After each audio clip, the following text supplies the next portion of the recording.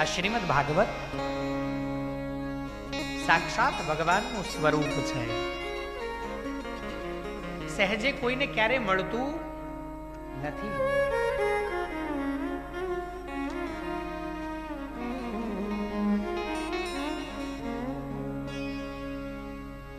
અથાગ પરિશ્રમ છે બધાયનો. અને ત્યારે આપણે જગન્નાથ ધામ સુધી પહોંચ્યા છીએ.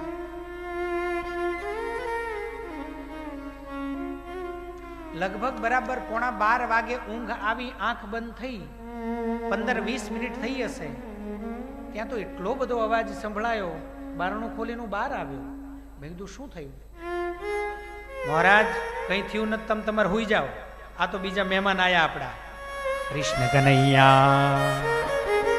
દરેક સમયે ઉભા રહીને જાગીને નાની નાની વાતોની કાળજી લઈ અને આપણને બધાને ખૂબ સંભાળીને અહીંયા અને લઈ પણ જશે એવી રીતે એ ભાવનાથી હું અને આપણે બધાએ સાથે મળી અને આ જે ટોળકી બેઠી છે ને એને એક વખત બધાએ પોતપોતાના કાર્યમાં બહુ અગ્રેસર છે, બહુ મોટા માણસો છે, અને છતાંય પોતાનું એક બાજુ મૂકી અને આ વાટ પકડી છે ને જોરદાર તાળીઓના ગડગડાટથી એક વખત બતાવો.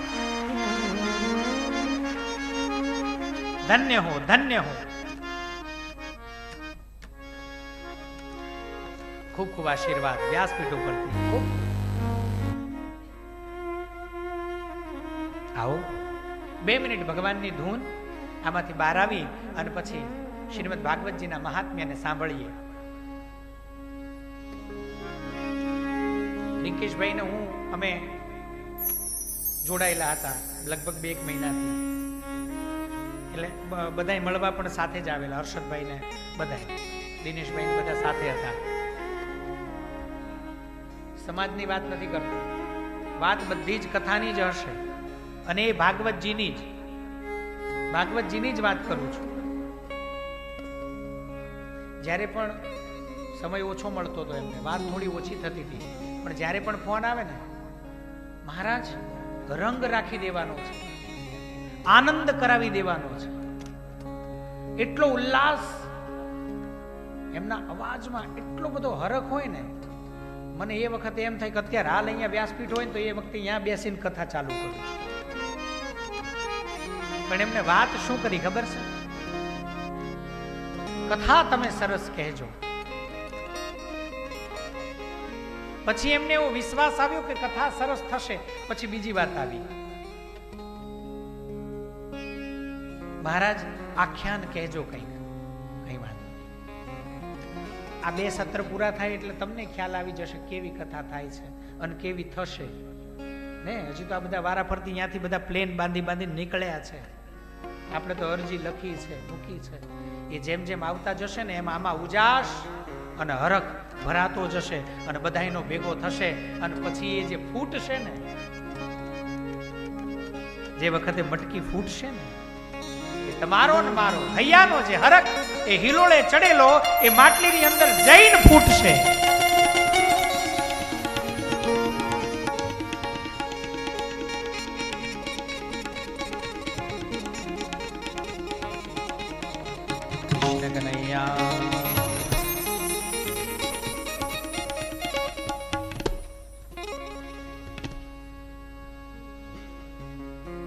ઘણી બધી વાર વાતો કરેલી, પણ એક જ વાત, અમારી આ જે કથા છે એ દિવ્ય અને ભવ્ય બને, આ એક જ એમના મનની અંદર હેતુ હતો. બીજા બધાની સાથે ઓછી વાત થઈ છે, કારણ કે બધાને કંઈક અલગ કાર્યો સોંપેલા હતા અને એની સાથે સાથે વળી પાછા વચ્ચે પ્રસંગો એટલા હતા, ઇનામ વિતરણ ને એવું બધું હતું ને. એ બધું એ બધાય પાછા સમૂહ લગ્ન 24 તારીખ ને આ બધુંય ભેગું, એ બધાય મોટા મોટા પ્રસંગોને આટોપતા છતાંય 550 થી 600 માણસ આ હોલની અંદર એમ નામ મારી સામે બેઠું છે. ઠાકોરજી એટલા રાજી થાય છે તમારા લોકો ઉપર. વહી મેરા શ્યામ,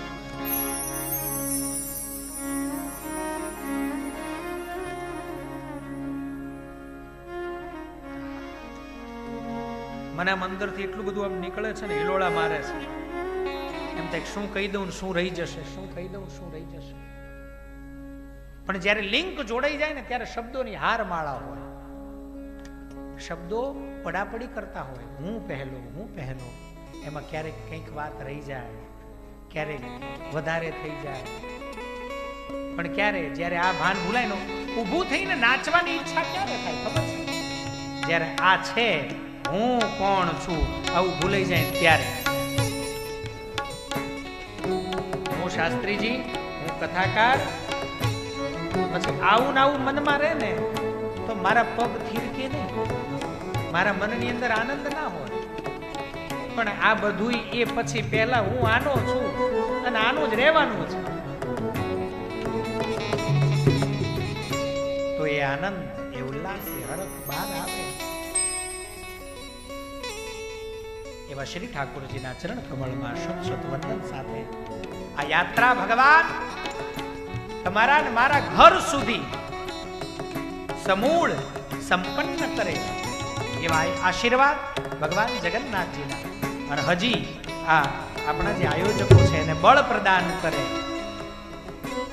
આગળની જેટલી પણ યાત્રાઓ છે, જેટલી પણ કથાઓ છે, જેટલા પણ સામાજિક એટલે કે સમાજના ઉત્સવો છે, જેટલા પણ શુભલક્ષી કાર્યો છે એ આપના હાથે ભગવાન જગન્નાથ કરાવે, શ્રી દ્વારિકાધીશ કરાવે. દ્વારિકાપુરીની અંદર ઉત્કૃષ્ટ ઉત્તુંગ થયેલો જે વિચાર એ દ્રઢ મનોબળ સાથે આ બધા ભેગા થઈ અને આજ અહીંયા સાર્થક કર્યો છે.